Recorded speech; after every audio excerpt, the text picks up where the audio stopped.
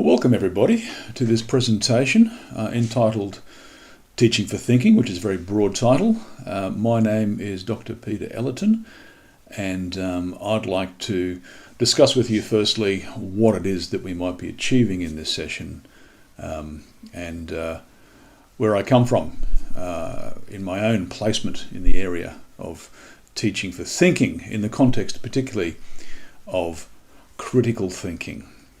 So we're going to be looking at a way of understanding the project of teaching for thinking, which is very integrated, which pulls together a lot of ideas in content, in cognition, in what we value in good inquiry, and also in the character of good critical thinkers, and how we might put all that together to teach for critical thinking. So let me start by telling you a little bit about myself, where I come from. I am currently the Curriculum Director of the University of Queensland Critical Thinking Project and a lecturer in philosophy, a senior lecturer in philosophy. But for 20 years before that, I was a high school teacher, focusing on both physics and philosophy. It was a very interesting sort of combination of subjects to teach.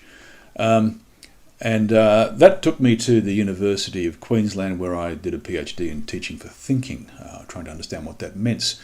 In the meantime, I have been working with the Australian Curriculum and Reporting Authority in a rewrite of what we call our critical and creative thinking general capabilities as part of our Australian curriculum. And that's just been released as version 9.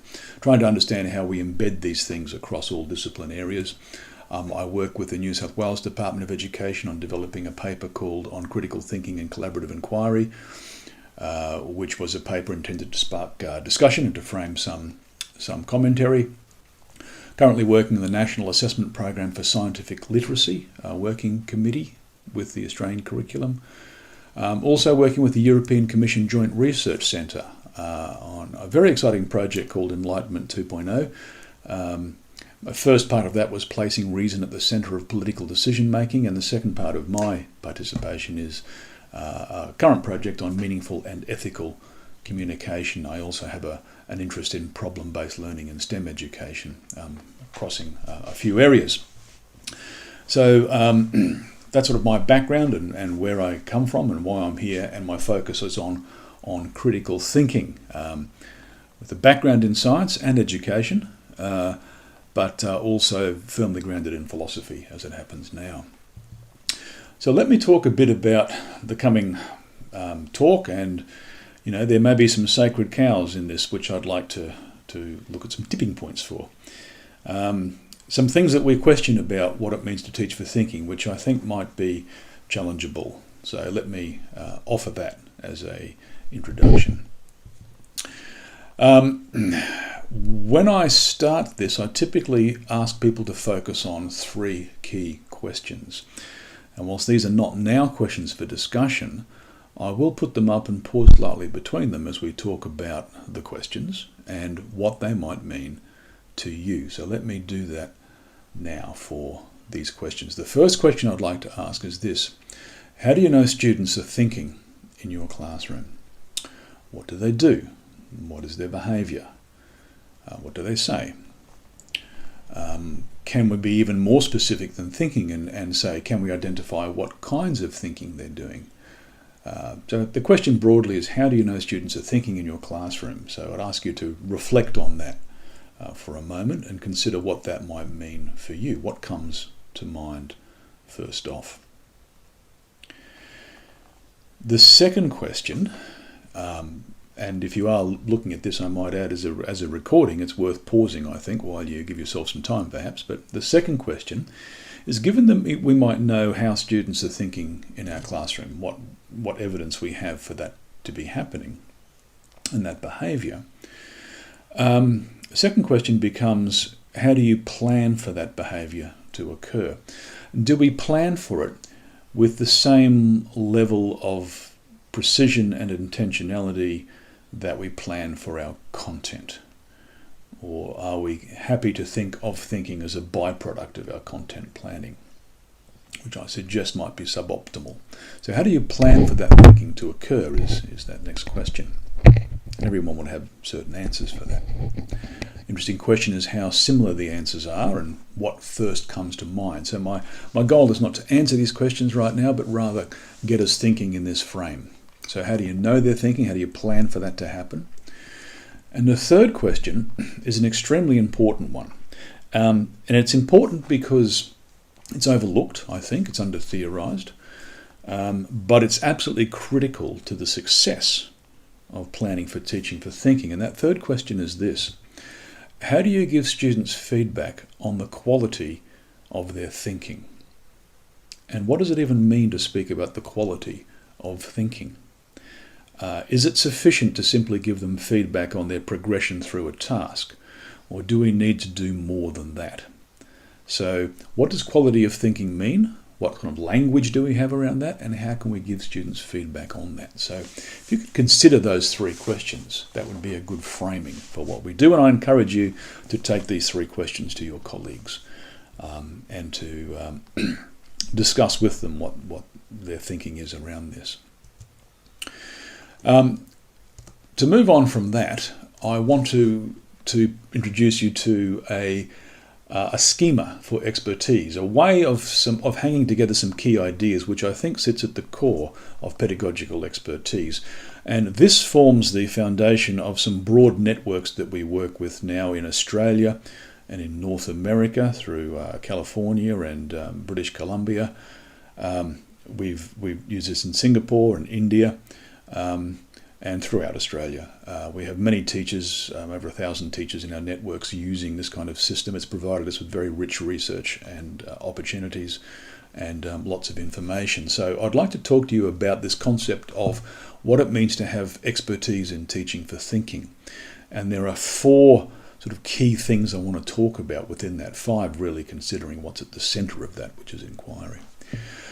I'd like to discuss the concept of content knowledge, of cognitive skills, and we're pretty much familiar with those things, but I want to introduce these things perhaps in a relational way, which I hope will be useful. I want to ask what we value in the act of inquiry and how we can use that to give students feedback on the quality of their inquiry and their thinking. And I want to talk about the characteristics of good learners. Perhaps we might talk about their dispositions or habits or even virtues that a good learner has that we ought to try and create to develop good critical thinkers. And this diagram is meant to capture these sorts of ideas, but in particular to look at the relationship between them. So you might notice that I've divided that up into 4 quadrants, A, B, C and D there, where I talk about knowledge use and construction as being the place where cognitive skills and content knowledge sits, and that feedback and evaluation of thinking is where we have cognitive skills and the values of inquiry. Zone C is developing those virtues and dispositions, and Zone D is creating new knowledge. And I'd just like to talk to those things. And in the meantime, as I say, maybe challenge some misconceptions about how these might be conceived of. So in a little bit more detail, when I talk about content knowledge, of course, I talk about content knowledge, discipline area, year level curriculum-based material. Cognitive skills we might understand as those things we do with knowledge. This is a bit of a shorthand. The words that are associated with those are familiar to us: analyse, justify, evaluate, explain, etc. The values of inquiry include things we value in good inquiry or thinking, such as clarity, accuracy, precision, relevance, significance, breadth, depth, coherence, simplicity, reproducibility, and so on, words of that sort. And the things that we value not in inquiry but in inquirers, so the virtues that inquirers have, such as resilience, open-mindedness, curiosity, persistence, humility, honesty, etc. All that's centered around the concept of inquiry, which I would like to suggest is best understood as the opportunity to use and develop cognitive skills and to develop virtues or character. Inquiry, I think, is poorly understood. It seems to vary between researchers as being transdisciplinary, problem-based, whatever it might be.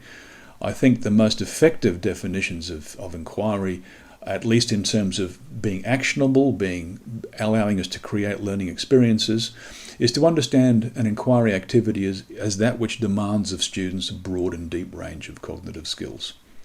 And that, I think, is a pretty useful way of understanding what inquiry means. It can be problem-based, it can be transdisciplinary, but it might not be as well.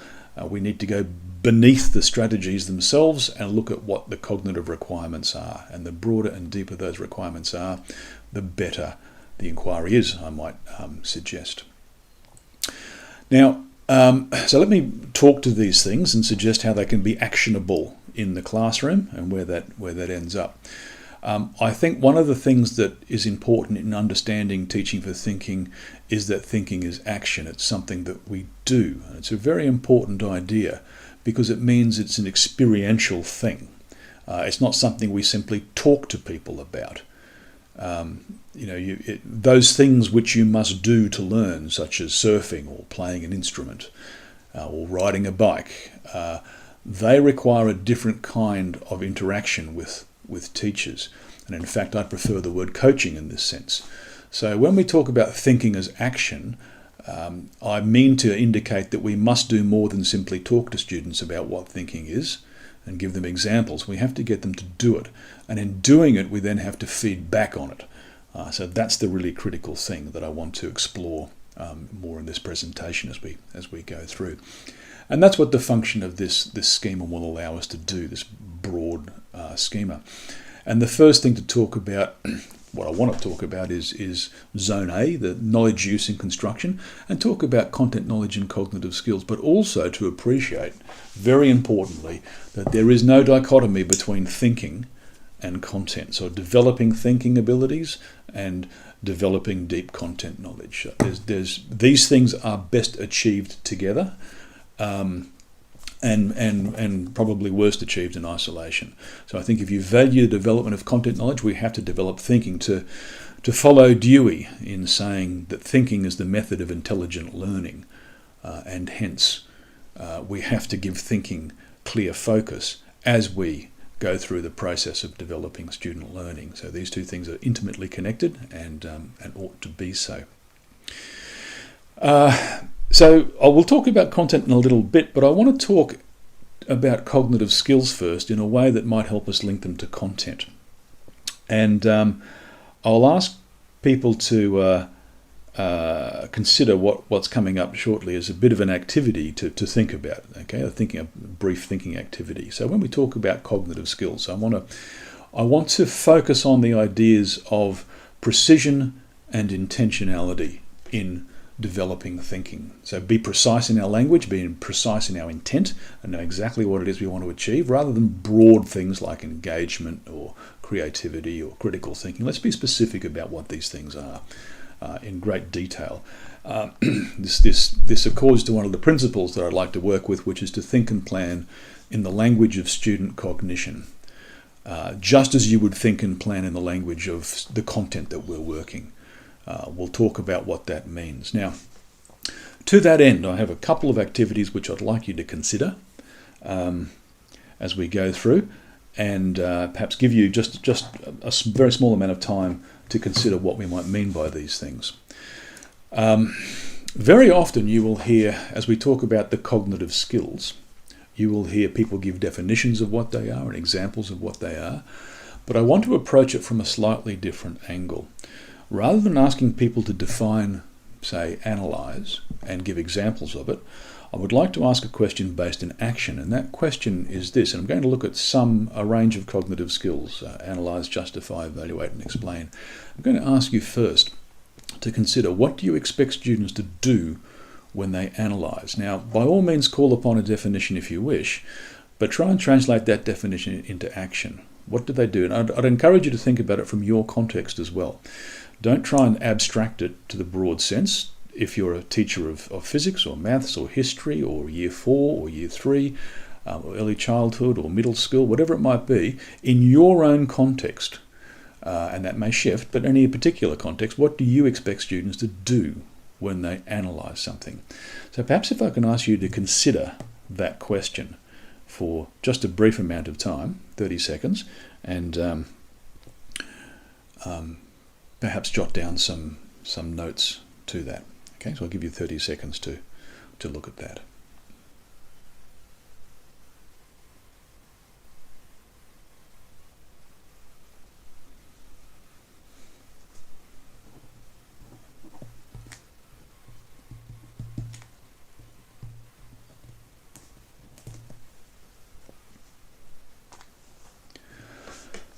Now, it's the nature of this presentation that we're not able to synthesize this, but it's very interesting when I do this activity with groups of people in the room that we get many answers, and not just because we have different contexts, because people are thinking about analyze in different ways.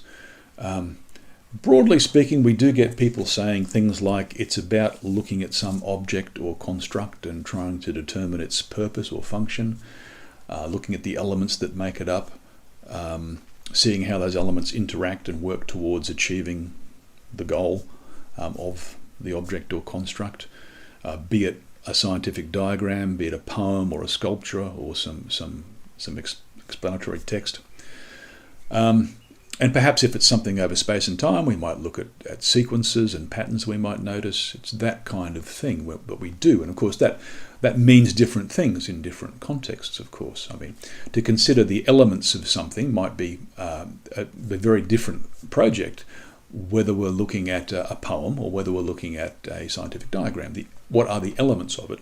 They're different things, and that's worthy of a discussion with students anyway. But looking at the action of analysis is, I think, quite useful in the context of your task, and to talk about that with students. So that might help crystallize the notion of thinking as action if we talk about it like that. But let's go into another one now. And what do we expect students to do when they justify? Certainly to consider what the word means, but when you have asked students to justify something, what is it that you've asked them to do? And how do they respond? What would you like them to respond? And I'll give you another 30 seconds to work on that thought.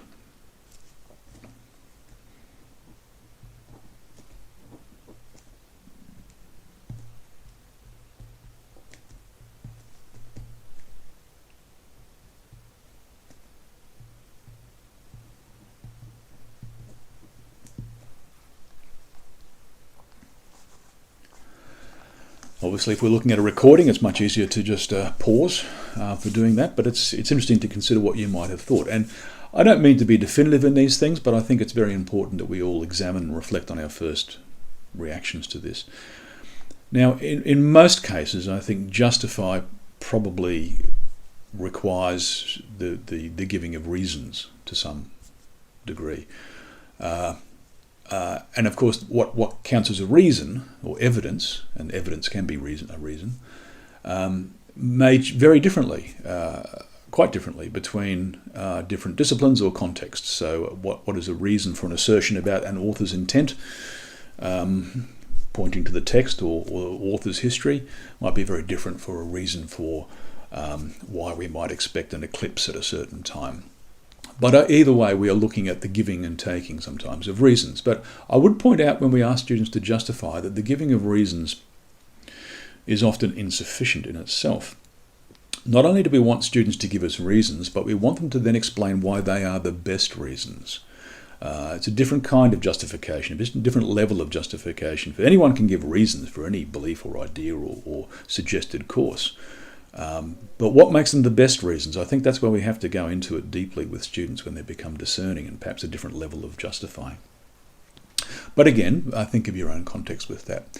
Let me go to another one now, which is evaluate, and ask you what you expect students to do when they evaluate. And 30 seconds again for that.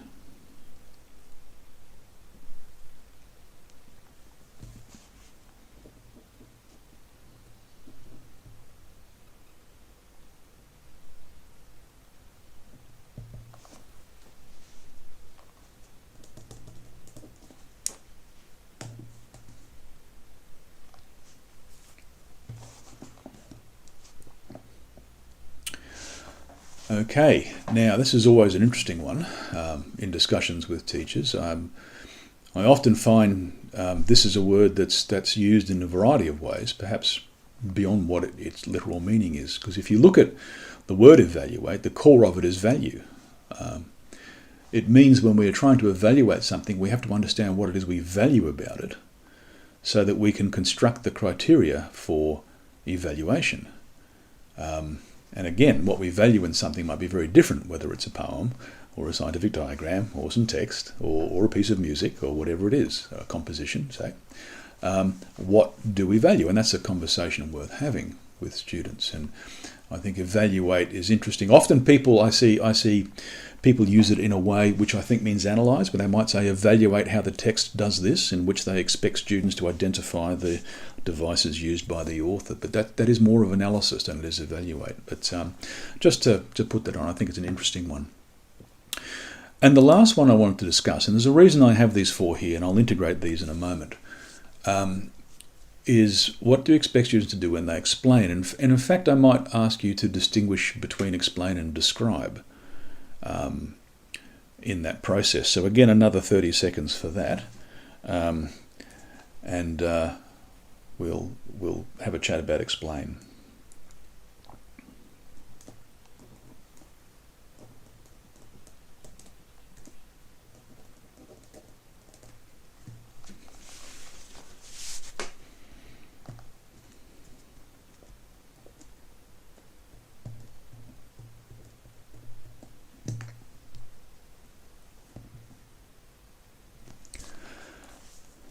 Now, this is again an interesting one. A word I often hear people associate with explain is an understanding. They explain an understanding. I want to unpack that a little bit. I think there is a distinction between explain and describe, as most people would appreciate. That description tends to be a simple statement or account of what is evident, where explain goes into more interesting things, more connections, more relational things. But perhaps I can just use a diagram to help explain what we mean by explain after that 30 seconds. The diagram here is in two parts. The part on the left is meant to represent disconnected knowledge, the information that we might say to students and have them say back, to make sure that they know those little bits of disconnected information. Something I call teaching by echolocation, where you just say what you want them to know and wait to hear it back. And if you don't hear it back, you can move towards that spot. But we know that's a bit of a poor way to understand teaching knowledge. The diagram on the right is meant to represent the knowledge that is connected into what we would call a schema, schematically connected, where the relationships between that information is evident and important, and it shows how the information hangs together to help develop some kind of understanding. It is for this connected kind of information that we reserve the word understand. If I were to look at, for example, a list of soccer players, I really wouldn't ask anyone if they understood the list. It's just a list of soccer players, and learning one name need not help you remember the other names. But if we were to watch a game of soccer, it would make sense to understand, or to say, do you understand what you see? Because what we're seeing there is dynamic relational knowledge, how the elements of the soccer game, the ball, the players, the lines on the ground, the nets, the crowd, the referees, all of these are connecting in certain ways, and to understand how they are related to each other is a very important aspect of understanding. So it is for that reason that we reserve the word understand. But it also has another implication, and that is that understanding, as so explained, is not a cognitive verb. It's not something that you do. It is a state that you achieve. And you can't instruct someone to understand in the same way that you can instruct them to analyse, justify, evaluate, or explain.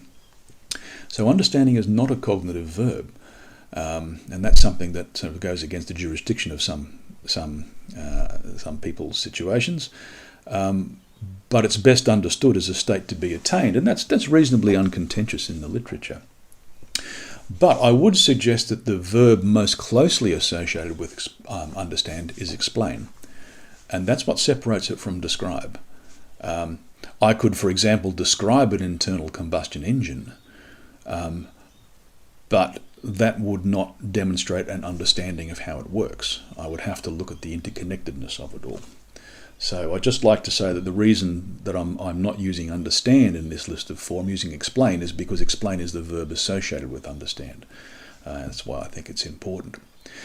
So why have I chosen those four cognitive verbs to consider? Well, let me, as a starting point, go to Bloom's Taxonomy.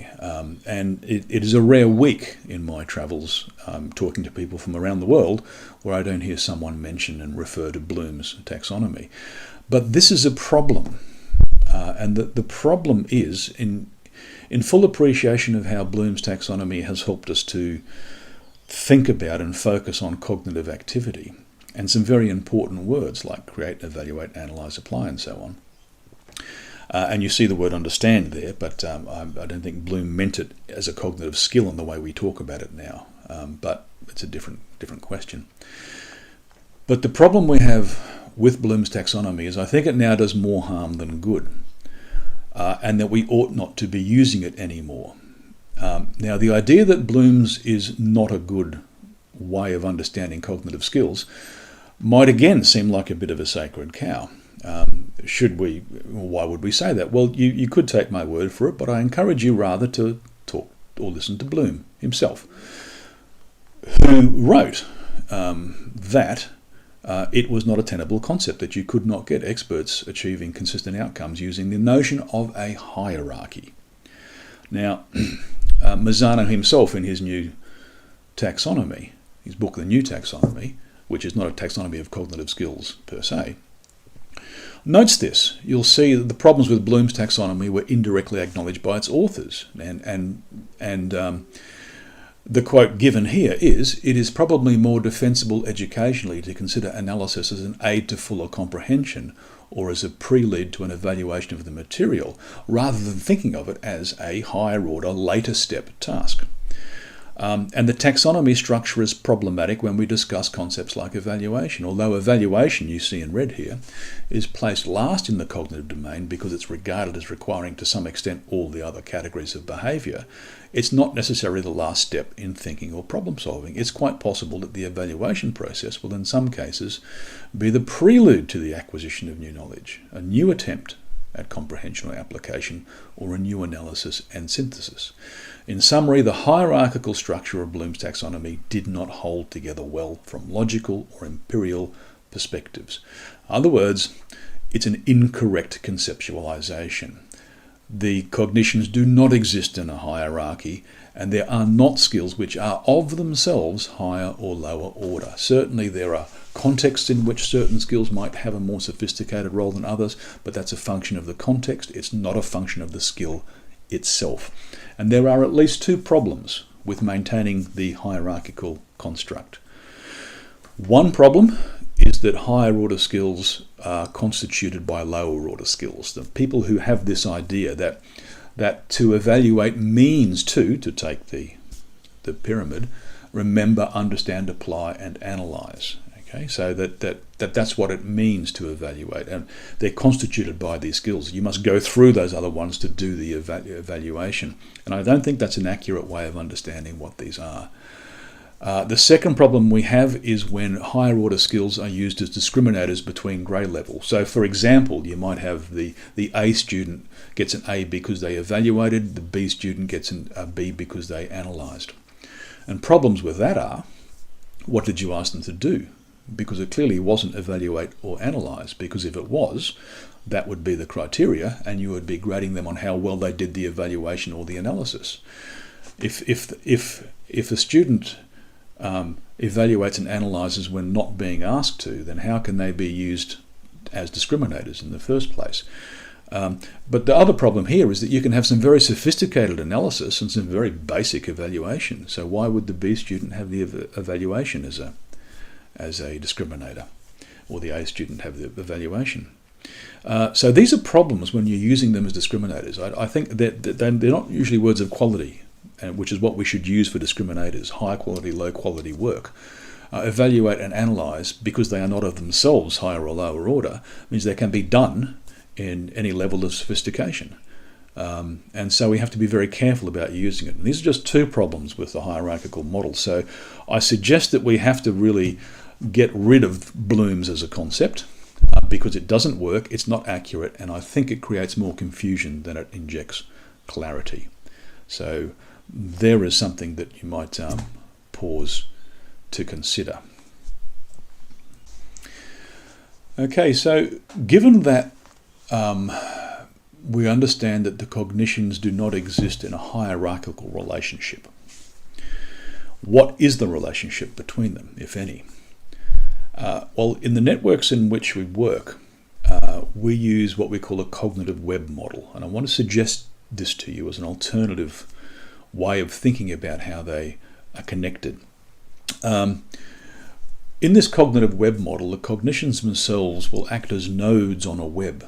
And if you pull on one cognition, you will pull on others. We know that it's very unusual to think of a student just doing one cognitive activity. Often they do many of them at the same time, or at least in a task, they're all connected. And there's nothing special about this particular list of cognitions. I've just put some up there as an example.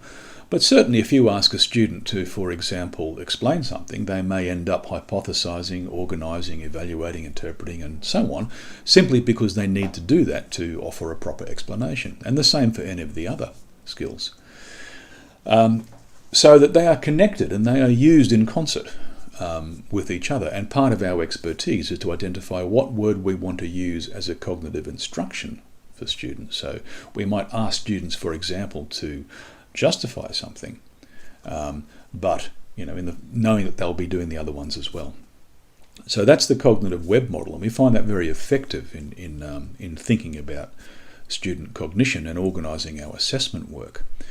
But perhaps there's a problem here in that the advantage of Bloom's was at least it gave us a few to focus on, the so-called higher order skills. But in the web model, are we to simply focus on all of them? Because there is a very long list of cognitive skills, and it's indefinitely long. And the answer is yes, because we're always doing them. But there are some skills which we might suggest are so important to the web, they are such large nodes on the web, that they deserve special attention. And if we focus on them, we will, over time, make sure that students do in fact pull in all the other cognitive activity. And it perhaps is no surprise that the four I'm suggesting to you are the ones we looked at earlier. Those skills of analyse, justify, explain and evaluate in no particular order. And I call these skills the golden tetrad of skills.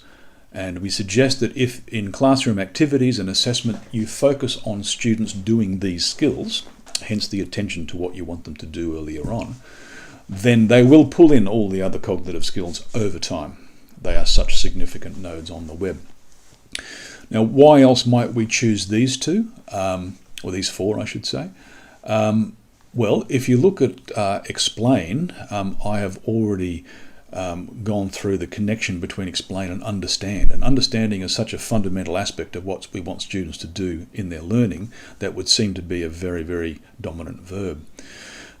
Analyse too, because it is a precursor to so many others. So we might analyse before we can evaluate or categorise or organise or interpret.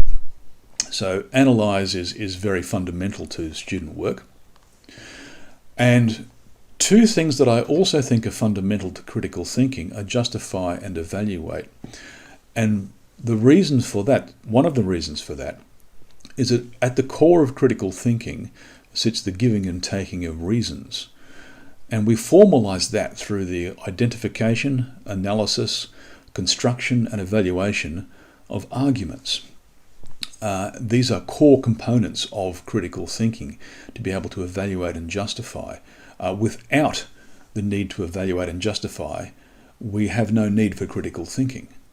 To be critical, to critique, is to go through a process of analysis and of evaluation and justification, ultimately. And so all others are involved, but they are very central. And so we know that students who focus on these skills from the research can develop very good cognitive gains. So that's why these four are identified as strong central things to focus on. And I suggest that they replace the notion of higher order thinking skills by looking at the golden tetrad as fundamental to our thinking. Now, you might wonder how we can use those, and I'd like to give you some varied examples of how the golden tetrad can be used. Very often in the context of student discussion, but also other kinds of student assessment. So here's an example. There are two ways in which a toilet roll can be attached to the wall, one with the leading edge facing outwards and one inwards. Now, this is a topic of discussion in some households, I know. For example, if you have a cat, it's not particularly good to have it facing outwards because the cat can pull it down and roll it up, and we know what they do. So which way should the toilet roll holder go on? Discuss. Now, this is a kind of very mundane and a kind of cheeky example, so to speak. But I've just realised that joke myself. But I've included it here to show how simple things can be to talk about the golden tetrad, because what we'll have to do is analyse the situation and the uses. We would have to explain our thinking to each other when we discuss which one would be the best way. And as we do that, we would be analysing and evaluating the explanations of others, in as much as those explanations describe the student's justification. So it's a golden tetrad activity, although a very, very simple one. Perhaps more seriously, I might give you a diagram that looks like this. And I might ask you, in this image of a potentially hypothetical or perhaps past civilization, to say, what can you infer about the civilization from that image? Now, when giving this to students, they will come up with a tremendous range of things. They will certainly discern that there were some power structures within the society. Perhaps those are religious structures as well. That the society is materially well off because people seem healthy. They have a textile industry. That the habitat is a warm one. The architecture of the buildings behind them speaks to some sophistication of building and theory, and perhaps even of mathematics. That there seems to be weapons involved. Perhaps it's a martial society. We don't know these things for sure, but all of this comes out of the discussion of what the civilization might be on based on the images. So the question, what can you infer about the civilization? Now, infer is a cognitive verb, but we've asked students to infer. We could say speculate too, which is infer with incomplete information, but we could say speculate or infer, knowing full well that this is very much a golden tetrad activity, and that we will be pulling in, and I've given you 30 seconds to do that, but that's okay. We'll hopefully you have been thinking about that. Hopefully you've seen, though, that we would be seriously analysing the image, and then we would be explaining to each other why we think it has certain characteristics, and we'd be justifying those things. And, you know, our peers in a classroom would be analysing and evaluating our commentary to see whether or not they also agreed that that was a good inference to make. So all of these things will be coming in. There'll be interpretation, perhaps hypothesising about the use of these things. It's very much a golden tetrad activity. And it is there to develop student thinking, and I think that's what it's very important to focus on here. I might use this in the context of English teaching. I have a series of comments here. He dashed quickly through the forest. He eavesdropped while they spoke. She glanced menacingly at her opponent, and they were seriously overwhelmed by the other side. And I might say, which one of these doesn't belong? Now, there are many ways that we could potentially look at that, and you can have a think about that yourself, and perhaps I'll speak to it as we do it. You know, that the first one arguably only involves one person, whereas the others involve several people potentially, depending on how you use they. There might be other ways in which you can say they all differ. In fact, I've had people say each one of those is different from the others for particular ways. And in fact, they're all right. As soon as you point out a difference, you are in fact correct. My intent was to demonstrate to students that strong verbs don't need adverbs. So to say he dashed quickly isn't really necessary. You simply say he dashed, because that's what it means. Or you don't glare menacingly. Well, you can, but there's no other way to do it. You can't glare adoringly, for example. So she glared at her opponent would be perfectly sufficient, in fact better. And to say perhaps they were overwhelmed. Overwhelmed suggests seriously. You don't say slightly overwhelmed, I suppose. Maybe you do, but the point is that strong verbs don't need adverbs. But when students do this, they are engaged in a golden tetrad activity as they listen to each other's reasons for why each doesn't belong. Let me give you an example from science. This is a very interesting graph showing the evolution of brain size in humans and dolphins from over 50 million years ago to the current time. And something quite interesting has happened around, or from 15 million years ago to the present. You can see that for a time there, dolphin brain size was seriously larger than human brain size. But between 15 million years ago and say 2 million years ago, that actually crossed over and humans became much larger. Now, the question you might ask the students is, what might explain the closing of the gap between dolphin and human brain sizes from 15 million years ago? And have a discussion. Now, perhaps that's based in some rudimentary understanding of brain development that students might already have, but there's much to speculate on here, and there's much to think about. Perhaps the development of language, perhaps the complexity of our social environments. We really don't know, but what things might do it. And as the students discuss that with themselves and justify that and evaluate that, and you can have some time yourself, of course, you could think about what the solutions to that might be. But as the students do that, explaining their thinking, justifying their positions, each other analysing and evaluating their positions, we are engaged in a golden tetrad activity. So we can see this as a reasonably diverse and applicable method to focus on student thinking. And we don't need to use the words evaluate, analyse, justify and explain. We can say to younger students, could you give me reasons for that? Or why do you think that's the case? Rather than analyse, we might say, what do you notice about this? Rather than evaluate, you can say, do you think it's okay to say that? Or do you think they might be right or wrong? So there's lots of ways to get into the golden tetrad without necessarily using the highly technical language of it. I think what I'd like to promote with the golden tetrad is it as an alternative to the way in which we think about using Bloom's taxonomy, because, and the reason is that Bloom's is wrong, as evidenced by Bloom himself and Mazzano and many others later on. So we need a new system, and I'm not suggesting that this is or represents the actual relationship. I am discussing or suggesting that this is in fact a very useful device. So it has utility and it can achieve a function without making the claim that this is exactly how they are connected. But it does have a useful function. And so that's how I'd like to look at that zone A idea between content knowledge and cognitive skills. You can see that the cognitive skills are actually embedded in the content knowledge. We use those cognitions in context. And then as we analyse and evaluate and explain and justify in context, we develop deeper understanding of our area.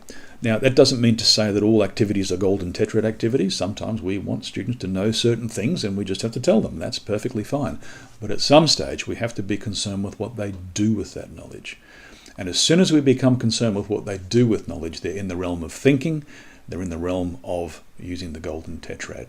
So I'll offer that as a pathway for you. So let's assume now that we've got students thinking. They're engaged in a range of cognitive activities, and what we want to do now is, of course, give them feedback on the quality of that thinking. How good was their analysis, their justification, their explanation, their evaluation, their inferences, anything else that they may have done. And this is where we move into the next zone, zone B, which is the relationship between cognitive skills and what I'm calling the values of inquiry. remembering always that you can't get better at something without feedback. You have to understand it. And you might think, well, you might learn to ride a bike without feedback, but in fact you do get feedback, because if you're bruised or bleeding, that's your feedback. It's when you're playing an instrument, if it sounds good, that's your feedback, or not. So feedback is critical. So how can we give feedback on the quality of student thinking, and particular attention to the sort of thinking that's engaged in the golden tetrad? So that's the next step to this. Now, recall what I said earlier about evaluation, that the root of the word evaluate is value. So what is it that we value in thinking that allows us to construct the criteria for good thinking? And that is a very important question. Now, one answer to that could be given to us by the early American pragmatist philosophers like Peirce and Dewey and Matthew Lipman, who with Anne Sharp developed the Philosophy for Children's program.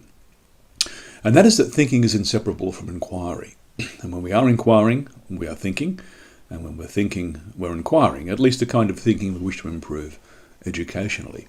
And that definition of inquiry, that which demands of students a broad and deep range of cognitive skills, is one we'll continue to work with here. So if thinking is inseparable from inquiry, then we might ask, well, what do we value in inquiry? For that will tell us what we value in thinking. And we have a range of words that we already use quite naturally in classrooms to talk about this. These are words such as clarity and precision and breadth and significance and accuracy, depth, relevance, coherence, simplicity, reproducibility, and so on. There's many of them. Here are some of them here. The values of inquiry they are well implemented in the literature, going back to Thomas Kuhn and Matthew Lipman, Paul and Aldo and others who have talked about these things, not necessarily as values. So this framing is something that's helpful when connecting them to the cognitive skills. And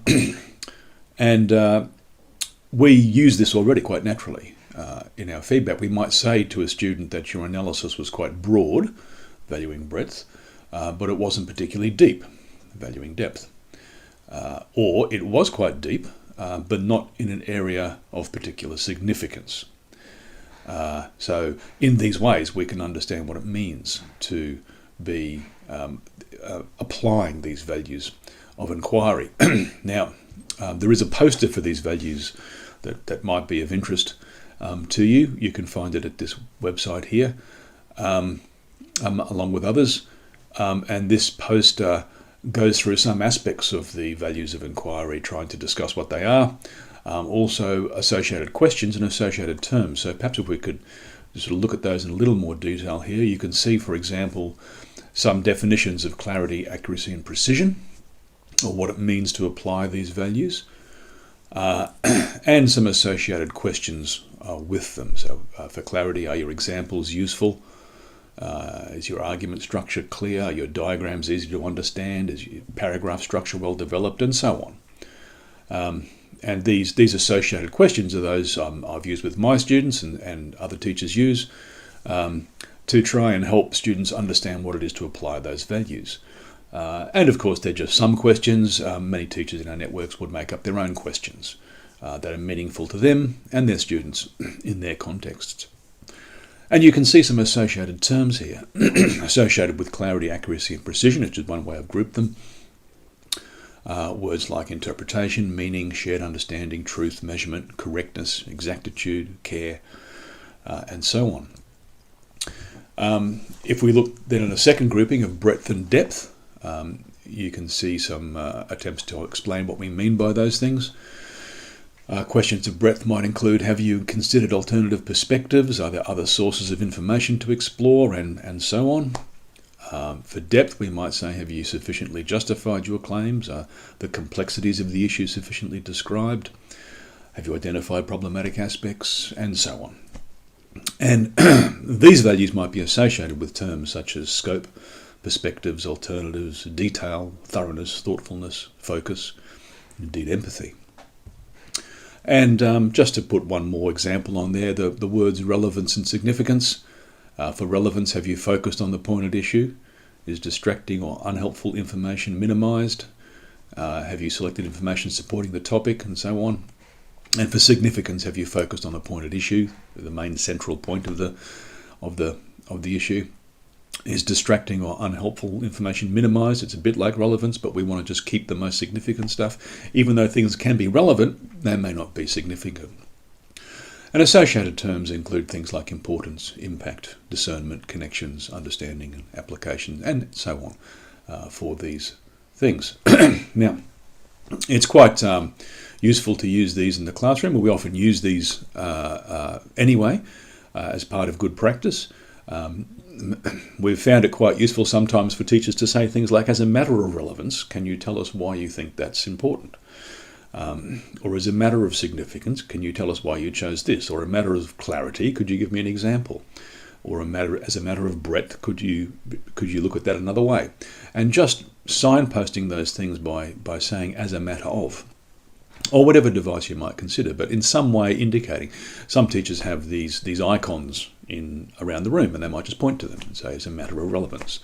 And what you see then is students, whether they're in a studying at the time history or mathematics or science or whatever it might be, you can see those values being applied equally across disciplines and subject areas. And what we have then is a metacognitive language focused on feedback to student thinking. That's quite a straightforward operation.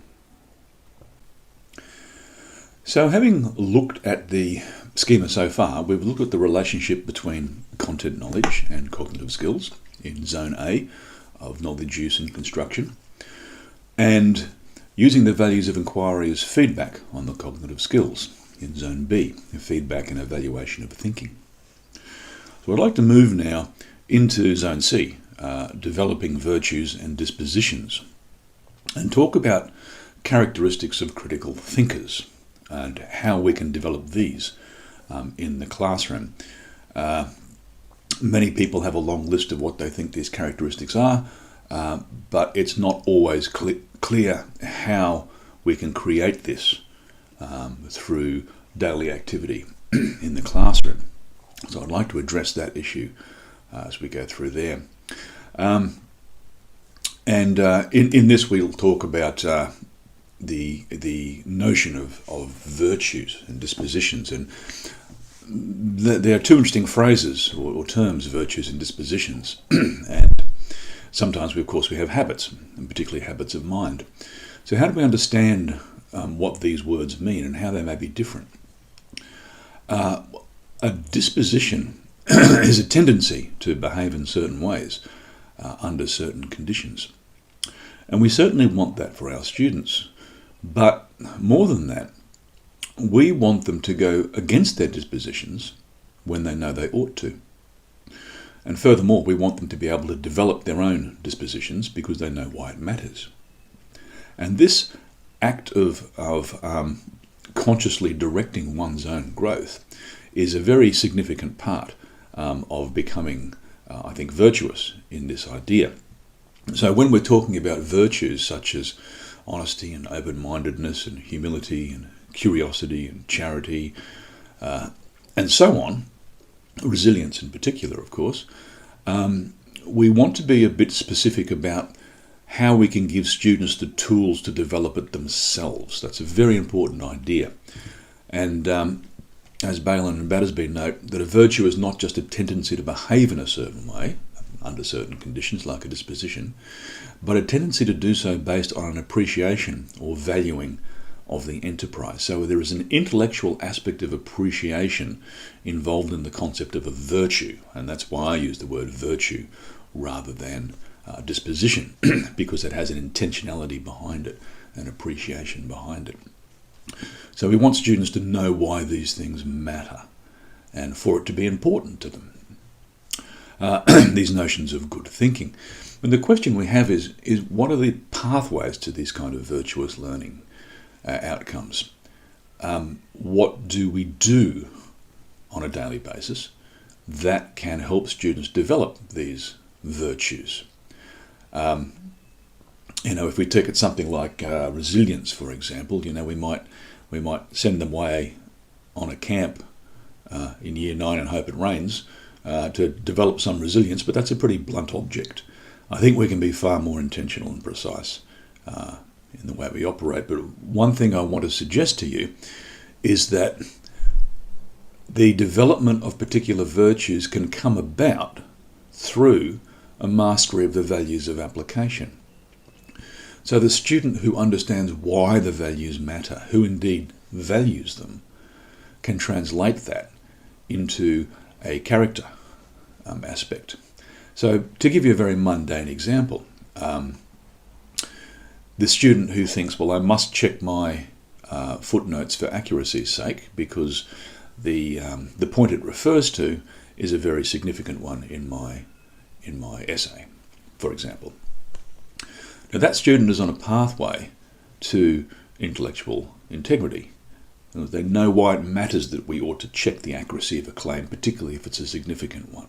And there's countless examples of this kind of virtue and value relationship. And I'm not suggesting it's a one-to-one relationship between values and virtues. I think it's many-to-many. But I think a continual cultivation in the classroom, a continual understanding of why the values matter and why it ought to matter to people is a significant way of developing these virtues within each other. I mean, the students who value breadth and understand why we must look at things from different perspectives and get different ideas before we can become analytical or evaluative, that student is on a pathway to open-mindedness and indeed tolerance. So there's many ways in which we can get students developing virtues. One of them, I think, is through the application of values, and this is something we can do in the classroom on a daily basis, and I think that's why it's particularly important. And as to the virtue of resilience, I think one of the things that resilient must mean, and it would mean other things as well, but it must mean an ambiguity or rather a tolerance for ambiguity and comfort in unfamiliar situations, being able to navigate through even though we don't know some clear answers. It is a mark of intelligence to progress in an uncertain world rather than just a certain one. So how do we get students familiar with being uncomfortable through not knowing the way through? Well, one way is to give them the values of inquiry as means of generating the questions they need to progress through their inquiry. It can help us in the concept of critical questions, which can overcome blocks to inquiry. So I think there's a lot there to consider in the application of values as a connection to virtue. And this is the function of the schema, to connect content, knowledge, cognitive skills, values and virtues in a way that makes sense and is practical and actionable in the classroom. And more so, if we have, what it means is that we can have a direct line of sight from the conversations that we are having in a classroom at any particular time with a student, all the way through to the sort of person we want them to be in 5 or 10 years' time. Now that's pedagogy, understanding why we do what we do for the long game, being able to explain why we ask that question rather than that question, why we organise students this way rather than that way, why information was presented with this kind of structure rather than this kind of structure, all with a view to the kind of learners we want to develop as time goes on. And I think this must sit at the core of lifelong learning, the development of both values and virtues in students. I might close this section with a story about that a bird that lands on a branch is not scared that it's going to fall. And that's not because it trusts the branch, that's because it trusts its own wings. It doesn't matter if the environment is unreliable, the bird has enough confidence in its own ability to navigate that space. And I think that's what we want for our students. But very importantly, if that's what we want for our students, that must be what they see in us. We can't pretend to have our authority and indeed expertise simply described by our content knowledge and being holders of that knowledge. We have to be seen not only as perhaps having some wisdom about the area we're talking about, but also as model inquirers and having the resilience to move forward when we ourselves don't know the answer. And I think we need to bring in our uncertainty quite a bit. As a mundane example, a recent discussion with in a classroom about whether octopuses were intelligent was interesting. And consider a teacher who says, now I've seen octopuses do some amazing things. They can open jars and they seem to be able to predict the moves of people in a laboratory. But does that mean they're intelligent? And I don't know. I'm not sure what that means. Do you think it could mean that there's a sort of intelligence there? And how would we test that, do you think? It's quite a mystery, and I'm not clear myself, but what do you think? Now, the simple act of teachers like that, demonstrating their ignorance, because in fact nobody knows perhaps, is I think really useful in breaking out of the mold where students simply try and predict what it is they want teachers, or they think that teachers want them to say. Okay, the teacher actually has the answer in their mind, and they're just trying to match it against what the student says. We want to break that down and say, look, I'm not sure where you're going to go with this, but I want to hear what you're thinking. And that kind of process, I think, can help us to present ourselves as model inquirers, to show that we are comfortable with uncertainty, that we have a tolerance for ambiguity, but we can move forward regardless. And this is an important aspect. And it's an important aspect too, because that aspect of the schema in Zone D there, in creating new knowledge, it is the people with these virtues that will become the knowledge makers of the future. And hence, it is important to produce not just people who know things, but people who can do things with their knowledge. Now, I wanted to discuss a couple of other things around the schema. It's very easy to ask ourselves questions like, well, what about collaboration, which we know is important? What about the art of questioning, which we know is important? Are these relevant to the schema? And yes, they are. They're very much embedded within it. In fact, most aspects of what we think are worthwhile sit in that notion of the interaction between content and cognitive skills and values and cognition and virtues and values. So I wanted to talk a little bit about questioning. There's much to say about that. I just wanted to have a little bit of a discussion on teacher questioning. Student questioning is another interesting area, but just in terms of teacher questioning, there's a few things I wanted to point out related to this. Now, I might ask you how you could categorize questions, teacher questions, or questions in general, and ask you to consider that. A good time to pause if you were looking at a recording perhaps, and just think about how you categorize questions. Now, there's lots of answers to that, and I encourage you to use that as a device with your colleagues as well, to say how would you categorize questioning.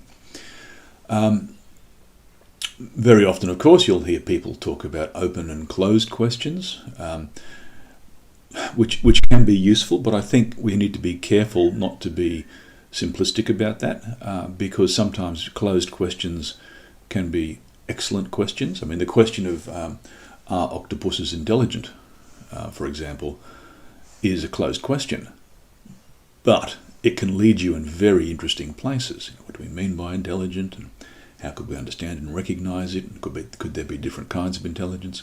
All of that comes out of a closed question, whereas some open questions can be quite boring. So let's be aware of simple dichotomies like that, because some closed questions can be good. So certainly open and close is one category. And then other people talk about the what, where, why, how, who, etc. kinds of questions. But I want to suggest to you that far too often you can see in assessment pieces people using what, where, how questions, but when you actually boil down the intent of the question and the cognitive demands of the question, it sometimes just asks students very basic things like to identify or recognise or list or state, even though it might say what, when, who, how.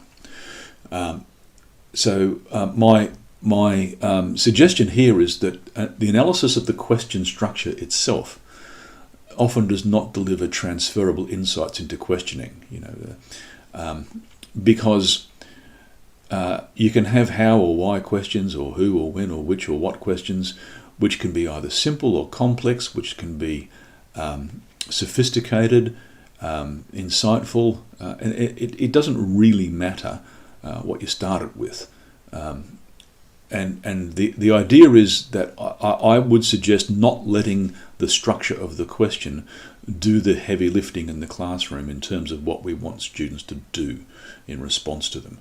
Rather, we really need to focus on what the teacher intent is. That's the most important thing. And one single intent can be achieved by using a variety of questions. And it doesn't necessarily come down to that. So let me demonstrate what I mean by that as a focus on teacher intent. Why might we focus in the classroom? What kinds of questions could we ask? And I want to just draw on the schema as a kind of way to outline that. So here's one way to consider how our intent can change. And one thing might be to test for recall. So that's a reason for asking a question, and that's a perfectly good reason in the classroom. We need to make sure that students have a clear knowledge set. But testing for recall could be a what, where, how, when, or which, or how, any kind of question at all. It's nothing. There's nothing unique about those identifiers or those question starters that limits them or prevents them from being recall.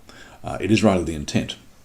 Now the second one, which is rather more complex, is to discover student interpretations and conceptions and to develop their understanding, indeed to test their relational knowledge, their understanding.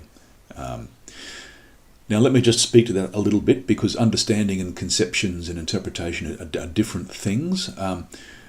What I mean by understanding is the kind of knowledge we were talking about before, as distinct from disconnected knowledge. So when we're testing for understanding, we might test for relational knowledge. So can students understand how things relate to each other, rather than just to recall what those things are? And in fact use a complex understanding to perhaps solve a problem. So to take the example of the internal combustion engine again, if you say if I did this to an internal combustion engine, if I took out this spark plug, or if I did whatever it might be, what would happen? Now someone who can describe an engine wouldn't be able to answer that, but someone who understood how an engine works would be able to answer that. So our questions are geared towards developing or testing understanding, relational aspects, or the interpretations and conceptualizations that students are making. For example, as a physics teacher, I know that if I say to my students that every action has an equal and opposite reaction, they will interpret that in very many ways. It's not a matter of really of connecting things together, although sometimes it is from their past history, but I really want to understand what that means to them, how they have interpreted and what kind of mental model have they built with that statement. And so as soon as I say it, I want to be testing to see that they've interpreted it in the way that I intend. So it's similar to understanding, but a little bit different. So we've got testing for recall and testing for interpretation and understanding, two distinct kinds of intent in the question, but for each of those, they could be what, where, how, why questions. It doesn't relate to that. So I think we need to break down that idea that the question structure of itself can do the heavy lifting. And that might seem like enough, but I suggest there's at least two more ways or reasons. One is to open lines of inquiry to provide opportunities for cognitive skills development, because lines of inquiry definitionally are opportunities to think. So we might open it up, and the question, are octopuses intelligent, is a question clearly designed to open up a line of inquiry. Okay? Is there life elsewhere in the universe? Is a question clearly designed to open up an opportunity for inquiry. It might test for recall and understanding, but it's clearly designed for inquiry. And again, it could be a what, where, how question. It doesn't matter. It could even be a statement for that matter. And the fourth reason would be to apply the values of inquiry. Why is that significant? Could you elaborate? Can you be more precise? What other ways of looking at this are there? Why do you think that matters? Why, where, how, which? It doesn't matter what we use. What's important is the intent of the teacher. And I think we need to be thinking far more about questions as situated in intent and categorised by intent than categorised by their structure. I think that is a bit of a shell and a bit of a distraction. So intent is far more significant from that. If there is a poster we've done in our networks on understanding teacher questioning, and feel free to download that one if you like as well. But one of the questions that is my particular favourite, and it's another intent in a way, it is to help students develop rigour in their thinking. And it is a very powerful question in the classroom, perhaps my most favourite question in the classroom, and that is, what is your argument? And let me explain why I say that. I've said before that I think critical thinking begins with the giving and taking of reasons. For without that, there's no need to be critical of anything. So the question of what is your argument is an interesting one, because it's actually asking students to bring forth their reasoning. So when we ask them, what do you think we should do now, or what's the best course of action here, or what do we think the answer might be, that kind of question could be, in the minds of students at least, just something they speculate on, or a bit of a fishing trip to see if they can just accidentally get the right answer. But if you say, and what's your argument, you immediately reduce it to the core of their reasoning towards that answer. And what you're asking them to deliver is not just the answer, but the reasoning that led them to it. So what's your argument is a very, very powerful response. Are octopuses intelligent? And what's your argument? So a student might say, well, no, they're not, but then say, what's your argument? And that can be used anywhere in any context. It's a wonderful way of developing reasoning. And of course, it might take some explanation for students, but once they hear you say, what's your argument, they know that you want to give some reasons, to say why you think that's the case. So it's not complex. It's a simple phrase, but even if we don't say, what's your argument, but say, and why do you think that's the case? Or something like that. We're always saying, what's your reasoning, what's your thinking? And I think that's a really powerful thing to bring out in our students, and something that matters very much in terms of their cognitive development in the classroom and creating opportunities for rigorous thinking and justification and evaluation. And if you'd like to have a look at a poster on arguments and critical thinking, the connection between the two, there's a poster there you can download as well, if you like, from that website.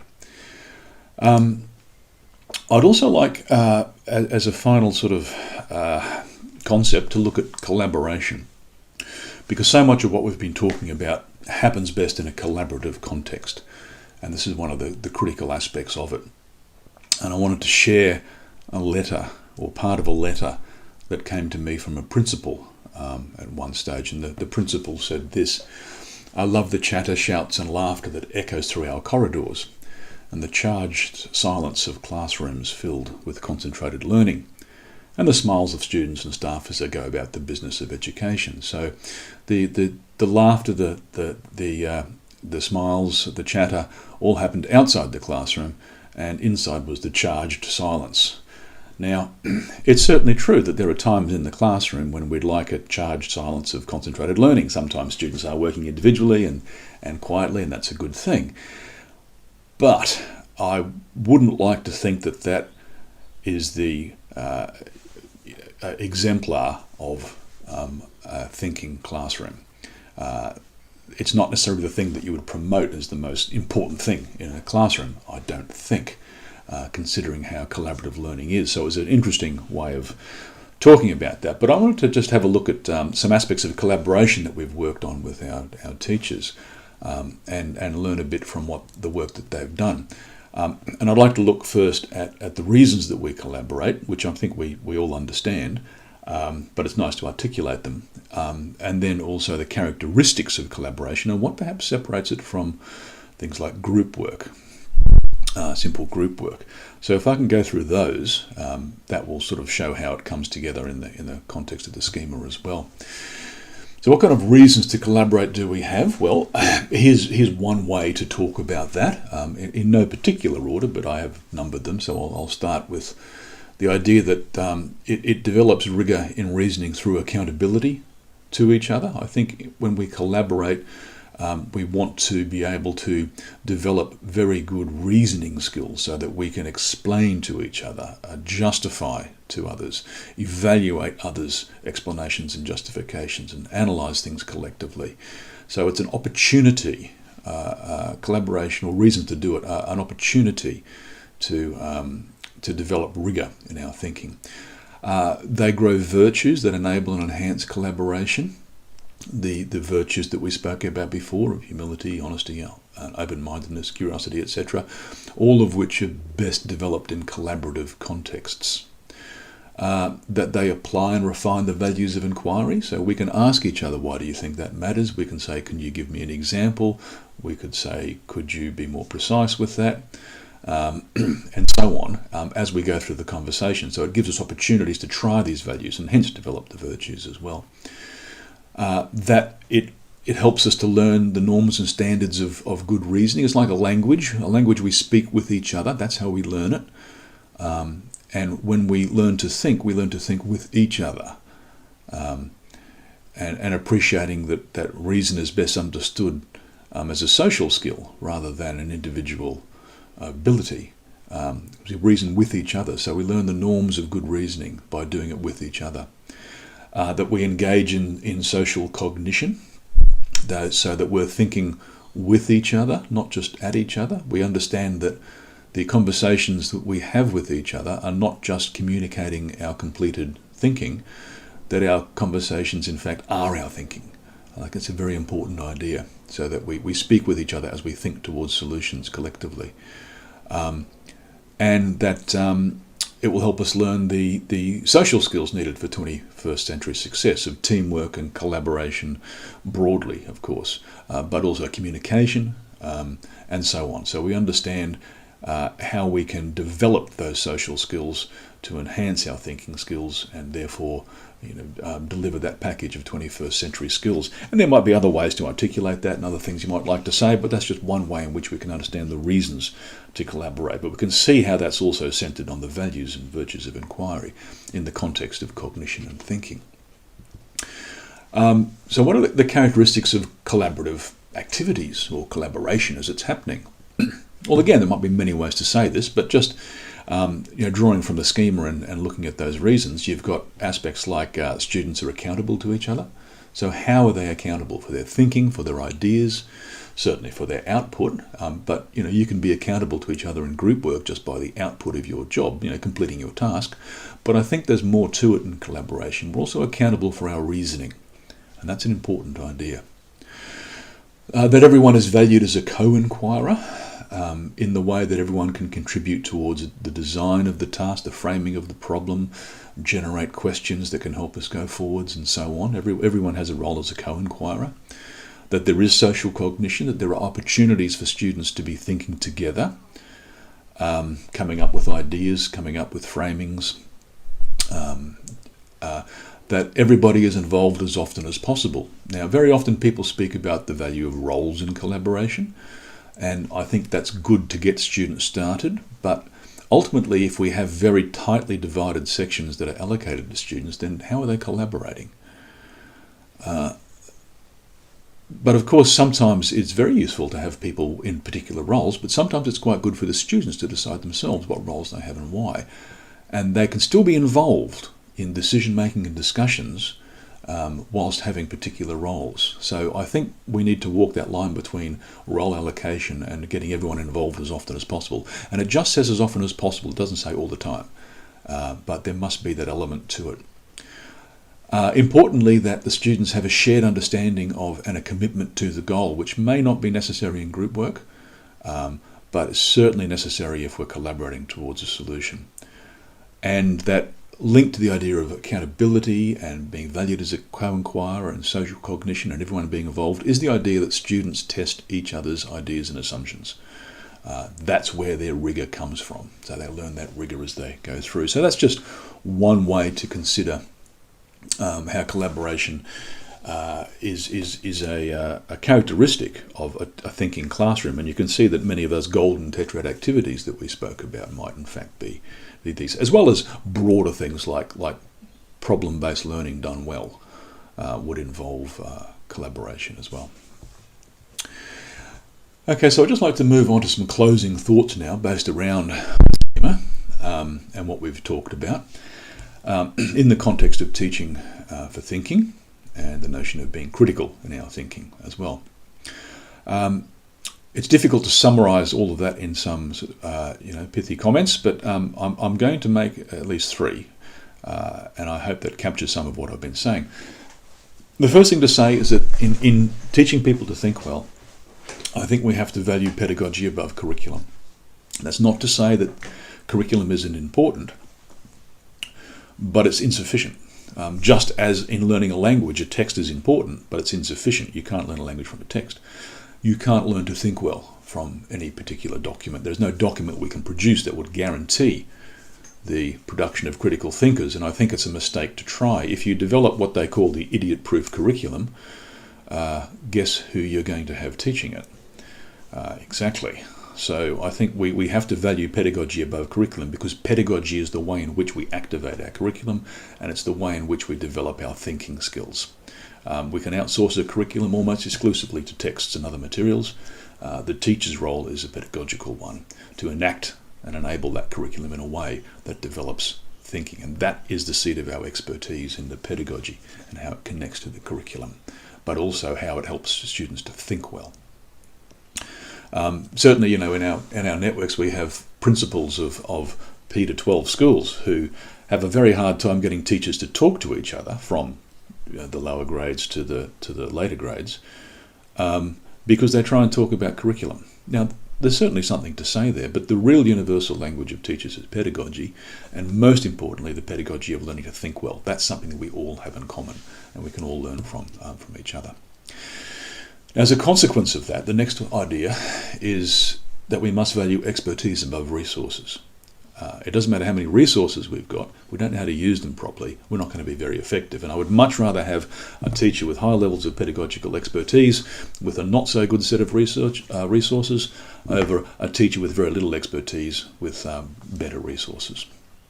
I think that resonates with most people's experience quite well. And as a consequence of that, that we must value collaboration between educators, teachers and leaders above compliance. You cannot get educational excellence from a compliance model. It requires high levels of expertise, which requires teacher autonomy and reflection and collaboration. And that's, I think, a very important idea. So those three things might be sort of takeaways, if you like, in terms of why this matters and how we can frame our thinking in schools. I'd also like to say that we can perhaps summarise a lot of this by saying what we want to do is give students problems to solve that need skills they do not yet have, because you build those skills in their use. So we get them to create these skills through their inquiry, building skills as well as knowledge. Now, that's easily open to criticism if you take that simplistically as saying, well, they don't know anything, let's just throw them in a room and see if they can figure it out. That's childish, and that's not what we're talking about. We're a much more sophisticated approach in which we are saying, here's their level of understanding and knowledge. I'm going to present them with situations in which they need to extend themselves a little bit. And it's not just developing knowledge, it's developing skills. You might take an inquiry activity in which students develop for themselves a solution, and we could see many examples of that in the class. Others might say, well, just tell them the answer and then they'll know it. And if all we valued was whether they knew the answer, that may be true. But what I want to suggest is, what other skills have they developed in the process to getting to that answer, which is valuable for lifelong learning, which develops skills, values and virtues that simply telling them the answer does not. So I think that's a really important idea. I'd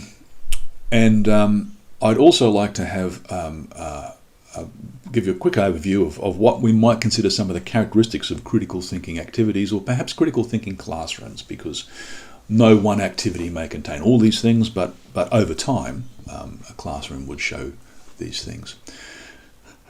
Certainly that students identify and challenge assumptions. I think the ability to do that is fundamental to critical thinking. That they would construct and evaluate arguments for the reasons that I've already outlined, the notion of giving and taking of reasons, formalised through argumentation. That they question creatively, and that's part of challenging assumptions, but it's also a part of developing different ways of looking at things and different lines of inquiry. That it requires a range of cognitive skills and processes. You might recall we spoke about inquiry as that which requires a broad and deep range of cognitive skills. And the more of that, the better the inquiry. That they frame and solve problems, not just solve, but frame as well. And they collectively come together to understand what kind of problem this is and how we might solve it. And I think this is a very important and understated aspect of critical thinking. In the sciences, my own background, we're very good at teaching students to solve problems. Here's a methodology, here's the kind of problem you meet, here's how you solve it. In the humanities, also now my background, I think we're very good at problematizing, trying to understand what kind of problem it is. And I think we need to bring those two together far more than we do. That they must work in novel situations, for this helps them with their tolerance of ambiguity and their comfort in uncertainty and unfamiliar situations. And of course, as always, it requires collaboration and social cognition and the group work, the teamwork, the communication skills that we wish to develop in them. And I think if these are some of the key aspects. As always, there are some ways there are other ways you could perhaps frame all of this, but I think that's one useful way of articulating the characteristics of critical thinking activities / classrooms. So if we look at all of that and we come back to, at the end, our 3 questions that we started with, how do you know students are thinking in your classroom? How do you plan for that thinking to occur? And how do you give students feedback on the quality of their thinking? Perhaps we've gone some way to developing a more coherent language around this, and hopefully seen how this is quite actionable in the classroom. Certainly in our teaching networks, most of our time now is spent taking these principles and ideas and putting them into practice through the development of activities and assessment and so on. So I will leave it there. If there's anything that you'd like to discuss about this, I'm happy to engage in conversations. There's my email, and as I said, you can find out many of these posters and other things on that website there. So I'd like to thank you for your patience in sitting through all this, and all the best for the future in your own goals of teaching for thinking.